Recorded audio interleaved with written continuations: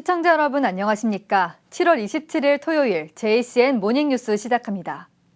울산시는 매월 한 차례 간부 공무원을 대상으로 한 달 동안 진행될 주요 사업이나 계획에 대해 보고를 받고 지시하는 형식의 월간 업무 보고회를 갖고 있습니다.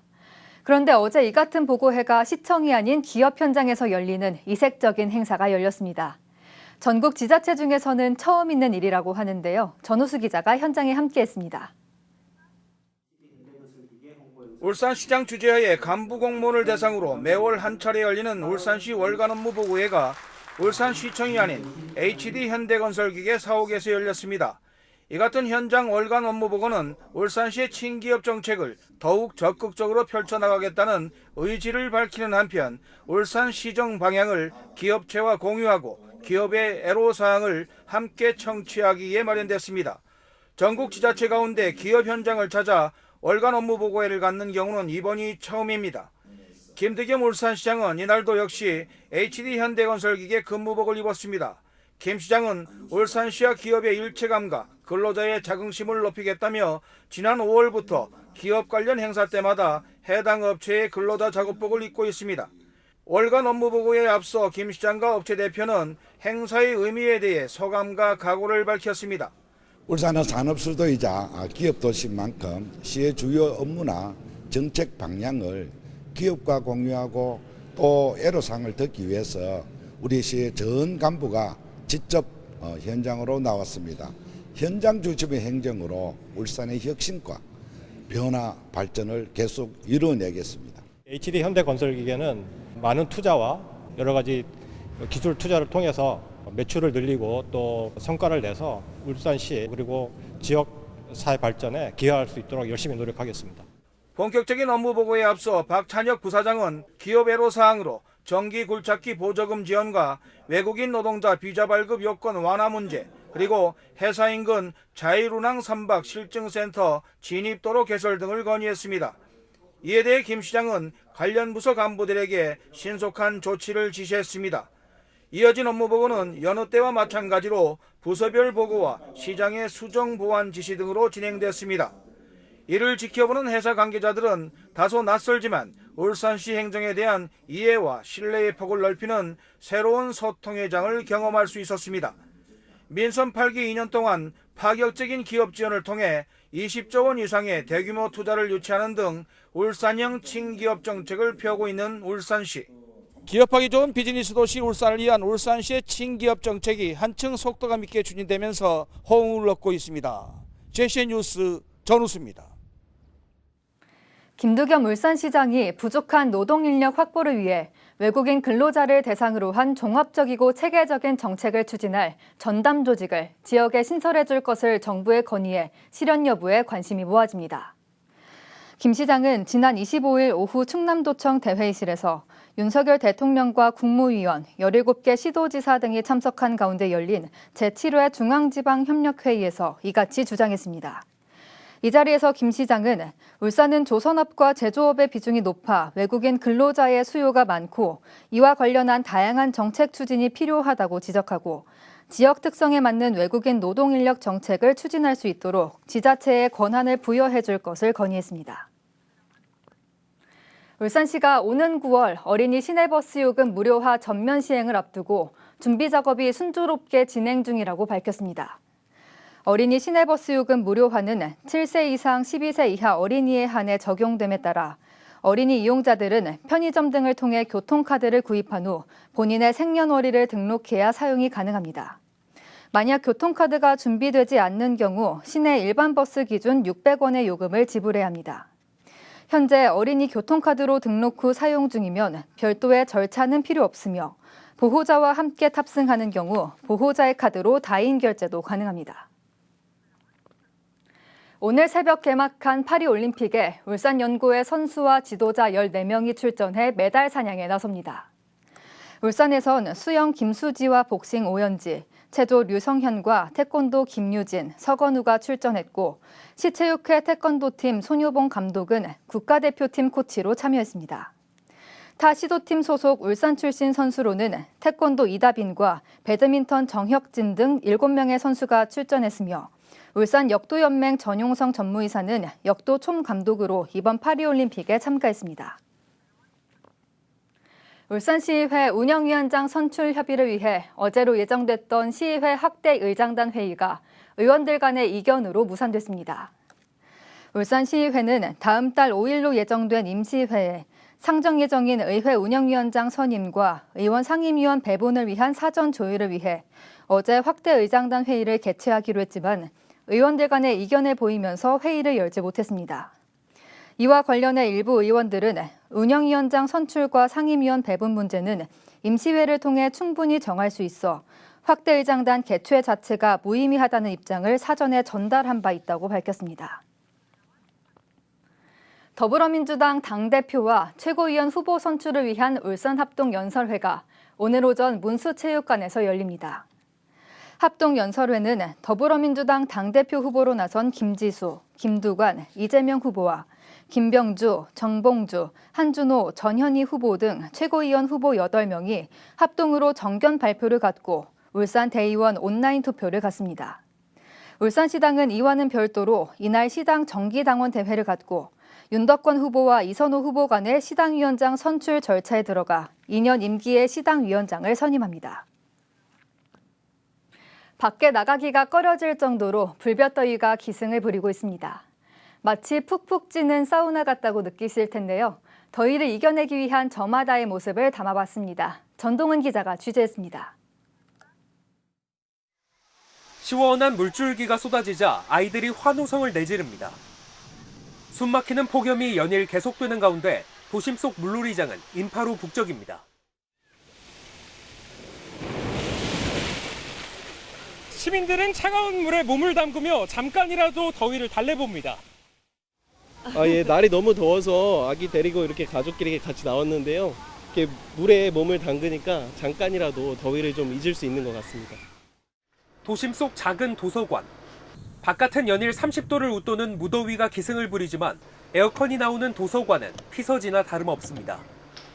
더울 땐 누구나 쉬어갈 수 있는 무더위 쉼터 역할도 톡톡히 하고 있습니다. 집에 있으면 덥다 보니까 시원한 도서관에 와서 공부 중이었어요. 조용하기도 하고 시원하다 보니까 방해받지 않고 공부를 더 집중해서 할 수 있는 것 같아요. 더위와 사투를 벌이는 산업 현장에 빠질 수 없는 건 얼음. 근로자들에게 얼음을 수시로 공급하기 위한 제빙기는 물론 달달한 아이스크림과 화채로 기력을 보충합니다. 울산은 당분간 낮 최고 기온이 33도를 넘는 더위가 이어질 걸로 예상됩니다. 야외 활동을 자제하라는 권고까지 내려진 가운데 시민들은 도심 속 피서 명당을 찾는 등 저마다의 방법으로 더위를 이겨내고 있습니다. JCN 뉴스 전동훈입니다. 울산지방법원은 오는 29일부터 다음 달 9일까지 2주간 휴정합니다. 법원은 이 기간 민사, 가사, 행정재판 변론기일과 형사사건의 불구속 공판기일 등 긴급하지 않거나 인권에 중대한 영향을 미치지 않는 재판은 열지 않고 주요 사건 재판도 휴정 기간에는 대부분 하지 않습니다. 다만 피의자가 구속된 형사재판과 구속 전 피의자 신문, 신속한 처리가 필요한 형사사건 등은 정상적으로 진행한다고 밝혔습니다. 울산지방법원의 개인 파산 신청 건수가 매년 감소하고 있는 것으로 나타났습니다.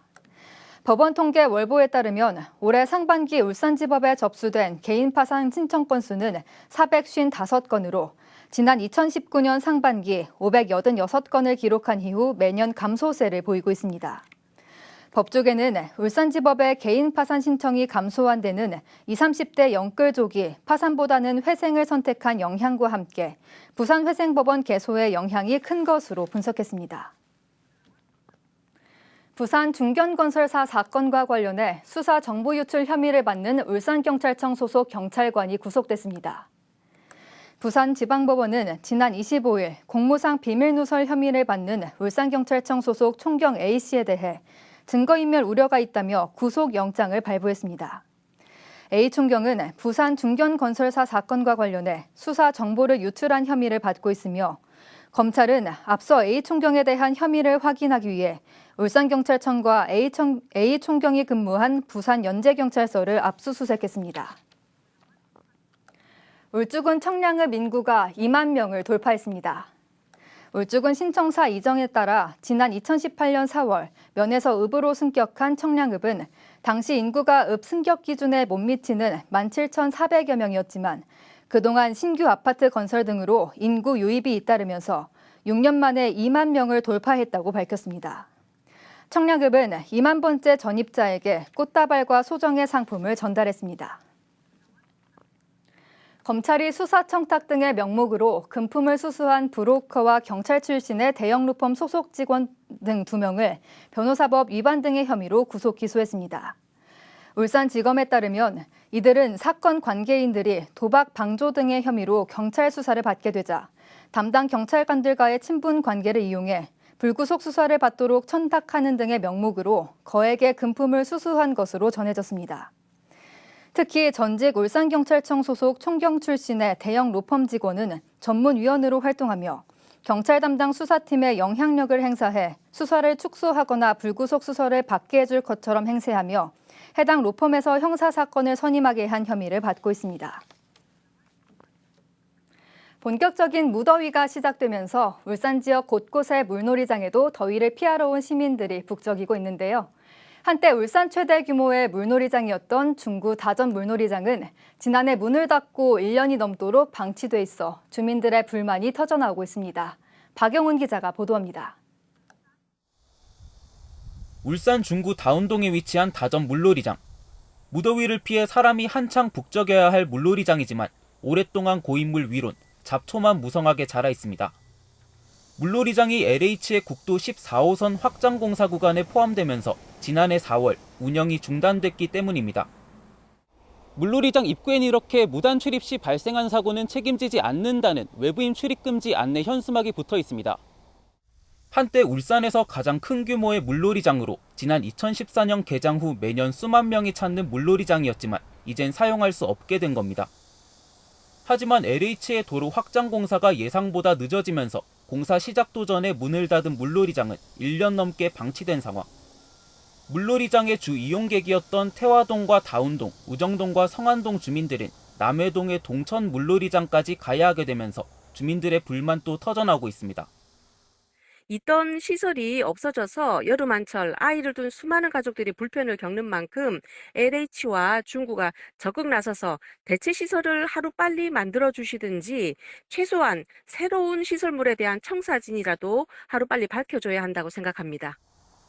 공사가 본격적으로 시작되기까진 4에서 5년 정도 걸릴 걸로 예상되지만 이미 물놀이장 일부를 매립한 탓에 재개장은 힘든 상황. 당초 대체 물놀이장 부지로 논의되던 다운 2지구 수변공원에선 청동기 유적이 발견되면서 사실상 대체 시설 마련도 힘들어졌습니다. 기존에 있는 풀장을 또 이제 토사로 약간 매립한 상태고 복구하기가 쉽지가 않아요. 부지를 좀 발굴해달라. 지금 그 부지 안에 새로운 데를 좀 찾아달라. 이래 요청을 하고 있는데 LH 측에서 어떻게 확답은 안 하고 있습니다. 새로운 대체 물놀이장 부지를 찾을 수 있을지도 미지수인 상황에서 주민들의 불만을 해소할 수 있는 시설 마련이 시급해 보입니다. JCN 뉴스 박영훈입니다. 정신장애인 미디어 인권 포럼이 어제 가족문화센터에서 열렸습니다.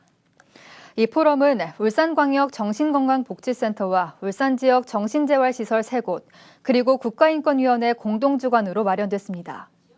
포럼은 정신장애인 관련 미디어 콘텐츠에 대한 인권의 중요성에 대한 강연과 토론 순으로 진행돼 정신장애인에 대한 부정적 선입견과 편견 해소를 위한 발전적 논의의 장이 됐습니다. S-오일의 올해 2분기 매출액과 영업이익이 모두 지난해 동기보다 증가했으나 전체적으로는 순손실을 기록한 것으로 나타났습니다. S-오일에 따르면 정유 부문의 적자에도 불구하고 석유화학 부문의 이익 개선 등에 힘입어 올해 2분기 전체 매출액은 9조 5,708억 원, 영업이익은 1,606억 원으로 지난해 동기보다 각각 22.4%, 341.2% 증가했습니다. 그러나 이 기간 순손실은 213억 원을 기록해 직전 분기 1,600억 원을 넘었던 순이익에서 적자로 돌아선 것으로 집계됐습니다. B&K 경남은행이 소셜아이 어워드 2024에서 금융서비스 부문 통합 대상과 은행 분야 인스타그램 최우수상을 각각 수상했습니다. 소셜아이 어워드는 한국인터넷전문가협회가 주최하는 국내 최대 규모의 SNS 시상 행사로 BNK 경남은행은 유튜브와 인스타그램 콘텐츠, 디자인 등 SNS 운영 전반에서 높은 평가를 받았습니다. 건강보험 심사평가원이 어제 발표한 3차 마취 적정성 평가에서 울산 지역 울산대병원과 동강병원, 울산병원이 1등급을 획득했습니다.